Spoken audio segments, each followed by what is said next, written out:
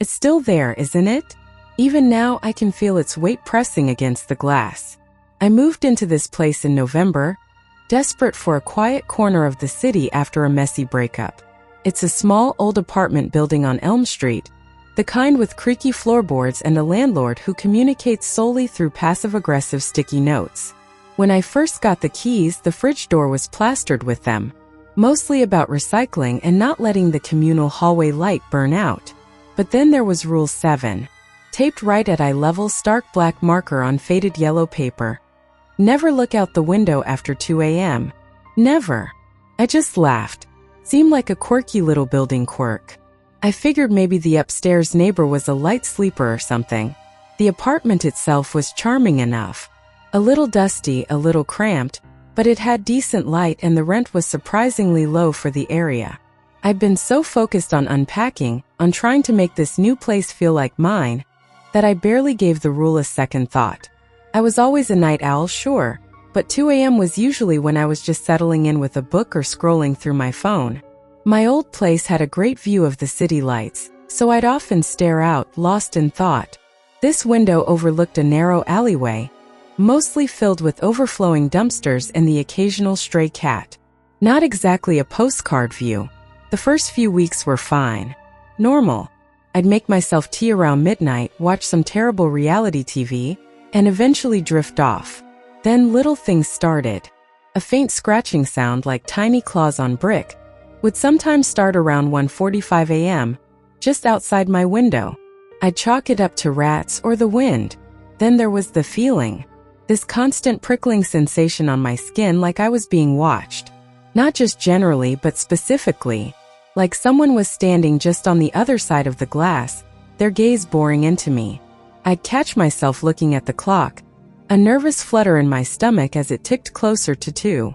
I'd tell myself it was just the power of suggestion, that the silly rule was getting to me. One night, I distinctly heard a soft thud against the brickwork, right below my window. I froze, my heart hammering against my ribs. I told myself it was a branch, even though there were no trees that close. It was probably just the building settling, I reasoned. Old buildings make noises. That's just a fact. But the thuds continued, not every night, but often enough to become unsettling. And the scratching, that faint, persistent scratching, seemed to get closer. Last night was different. I don't even know what woke me up. It wasn't a sound exactly. It was more like a disturbance in the air. The silence in my apartment felt heavy, expectant. My eyes snapped open. The digital clock on my bedside table glowed 2:17 a.m. My breath hitched. I'd forgotten. Completely, utterly forgotten. And then I heard it. Not scratching this time. A slow, deliberate tapping. Tap, tap, tap. It was coming from the window. My blood turned to ice. I lay there, paralyzed, straining my ears. The tapping continued, rhythmic, patient. It wasn't a branch. It wasn't an animal. It sounded like fingernails. Long fingernails dragging lightly across the pane. I squeezed my eyes shut, praying it would go away. But the sound persisted, and with it a new sensation. A pressure against the glass. I could feel it, as if something was pressing its face or a face right up against my window. Slowly, so slowly, I opened my eyes, and I looked.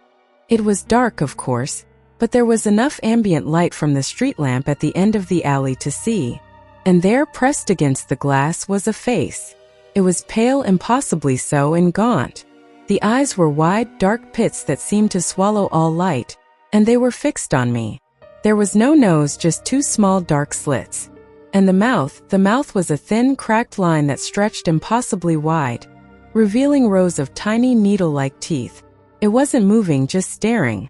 Then its head tilted, a slow, jerky motion, and a long skeletal finger with a jagged, yellowed nail tapped once more against the glass. I think I screamed, but no sound came out. I just scrambled backwards, falling off the bed, my breath coming in ragged gasps. Still out there. It's still looking. And I don't think it's going to leave.